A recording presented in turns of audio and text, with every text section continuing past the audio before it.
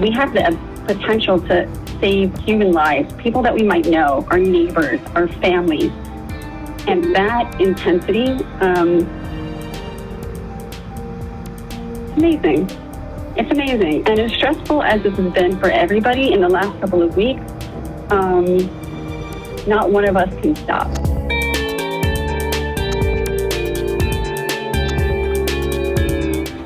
I have this talent.